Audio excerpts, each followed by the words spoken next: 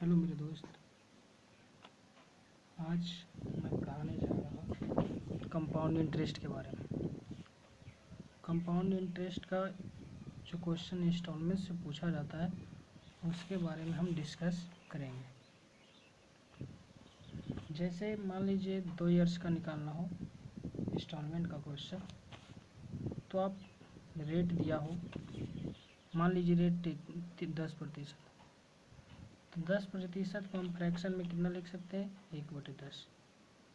1/10 option में मान लीजिए दे दिया 121, 122, 123, 125।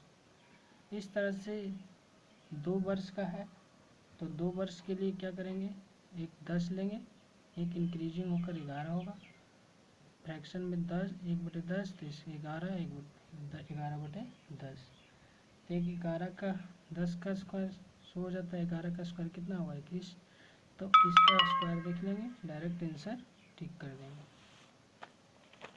आइए दूसरा एक क्वेश्चन प्रश्न है। एक आदमी 12.5% चक्रवृद्धि ब्याज पर 13,600 रुपये का ऋण लेता है। हर वर्ष के अंत में उसे बराबर कितनी राशि देनी पड़ेगी कि 2 वर्षों में ऋण का भुगतान हो जाए? पहला 12,000, दूसरा 12,100, तीसरा 12,200, चौथा 8,100। अब 12/1/2 यानी 12.5% को हम फ्रैक्शन में तोड़ेंगे, भिन्न में 12 दूनी 24 से 25/2। उसको हम फ्रैक्शन में तोड़ेंगे तो 1/8 है। 1/8 को हम 8 और 1 9 लिख सकते हैं, तो 9 का स्क्वायर कितना है? 81। इसीलिए इसमें 81 ऑप्शन कौन है इसमें, इसीलिए टिक कर देंगे। इस तरह से 2 वर्ष का अधिकांश क्वेश्चन बन जाएगा, लेकिन आप लंबे समय में कम समय है तो आपके पास इस तरह से क्वेश्चन बनाइएगा। यदि आपके पास टाइम अच्छा है तो इस तरह से आप क्वेश्चन भी बना सकते। मान लीजिए आपका 8 का स्क्वायर 8 8 64, 9 का स्क्वायर 9 9 81। अब इधर 9 का स्क्वायर 9, इधर 8। अभी इधर क्या करेंगे? 9 को से गुना कर देंगे तो 9 9 81। इधर भी 9 से गुना करेंगे तो 9 8 72। 72 और 64, इधर 81, तो 81, इधर 72 और 64 जोड़ देंगे 136। 136 136। और क्या ऋण कितना लिया था? 136 यानी 13,600। इससे कै गुना ज़्यादा है? 100 गुना। इसी प्रकार 81 का कै गुना ज़्यादा है? यानी कि 100 गुना। 81 का कितने प्रतिशत ज़्यादा है? 100 गुना।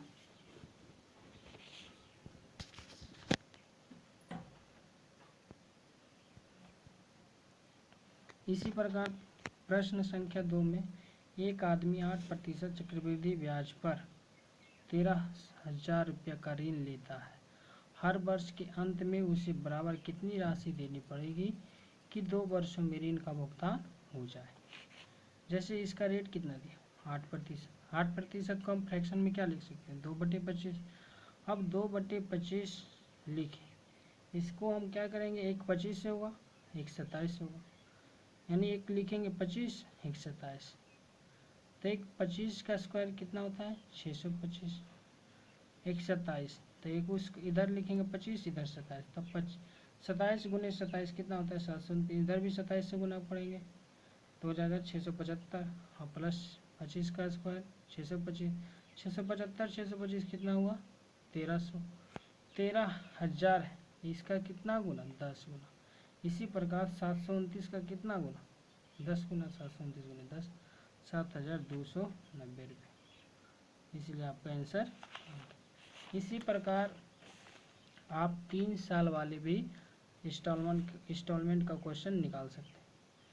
जैसे प्रश्न संख्या 3 में एक आदमी 33.1/3% चक्रवृद्धि ब्याज पर 11,100 रुपया का ऋण लेता है। हर वर्ष के अंत में उसे बराबर कितनी राशि देनी पड़ेगी कि 3 वर्षों का भुगतान हो जाए? 3 वर्ष में क्या करना है? जैसे फिर रेट को फ्रैक्शन को में तोड़ देंगे, भिन्न में तोड़ देंगे। तो 33.1/3 को हम 1/3 लिख सकते हैं। अब हम क्या लिखेंगे, 3 4,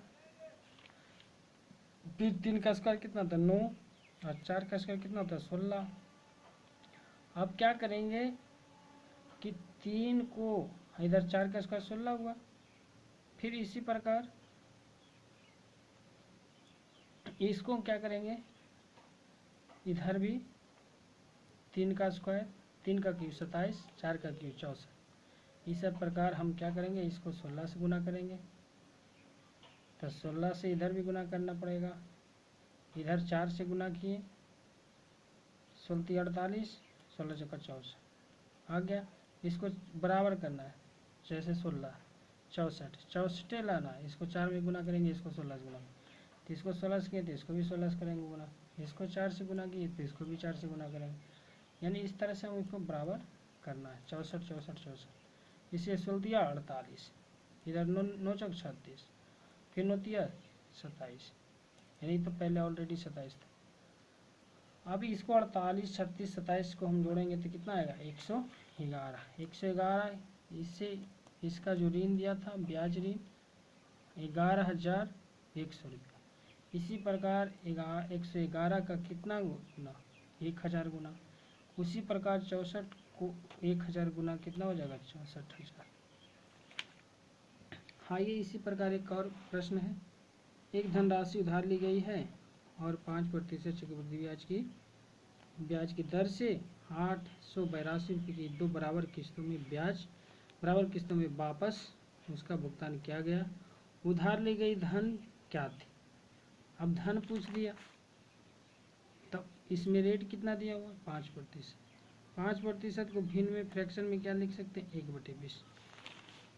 अब 1/20 लिख सकते हैं, तो इसको क्या करेंगे, इधर हो जाएगा 20, इधर हो जाएगा 21, तो 21 का स्क्वायर 441, 20 का स्क्वायर 400।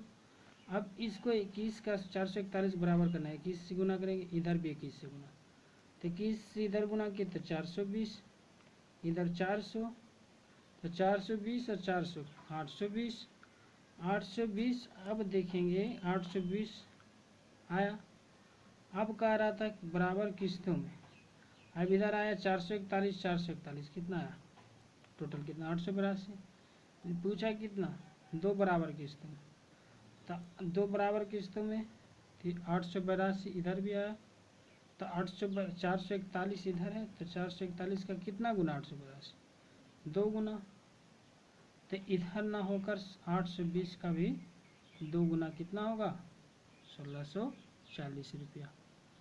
आई होप आप समझ गए होंगे। इस तरह से 2 साल का इंस्टॉलमेंट और 3 साल की, इस तरह से जो भी मुझसे गलती हुई मुझे क्षमा कीजिएगा। इस तरह से मैं अगली वीडियो फिर लाने की कोशिश करूँगा।